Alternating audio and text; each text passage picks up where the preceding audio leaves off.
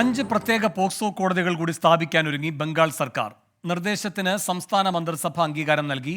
ആർജിക്കർ ആശുപത്രിയിലെ ഡോക്ടറെ ബലാത്സംഗം ചെയ്ത് കൊലപ്പെടുത്തിയതിൽ പ്രതിഷേധം നടക്കുന്നതിനിടെയാണ് തീരുമാനം. അച്യുതൻ ഡൽഹിയിൽ നിന്ന് കൂടുതൽ വിവരങ്ങളുമായി ചേരുന്നു. അച്യുതൻ, നേരത്തെ കേന്ദ്രവും ഈ വിമർശനം ഉന്നയിച്ചിരുന്നു.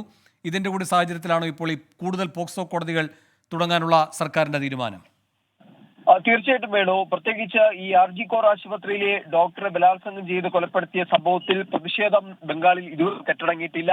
ആ ഒരു സാഹചര്യത്തിലാണ് ഇപ്പോൾ കുട്ടികൾക്ക് നേരെ ഉണ്ടാകുന്ന അതിക്രമങ്ങൾ അതിൽ അതിവേഗത്തിൽ നടപടികൾ പൂർത്തിയാക്കുവാൻ വേണ്ടി വീണ്ടും ഈ 5 പ്രത്യേക പോക്സോ കോടതികൾ കൂടി സ്ഥാപിക്കാൻ വേണ്ടി ബംഗാൾ സർക്കാർ ഒരുങ്ങുന്നത്. ഇതിന് നിർദ്ദേശത്തിന് മന്ത്രിസഭ അംഗീകാരം നൽകി. ഇന്നലെയാണ് അംഗീകാരം നൽകിയത്.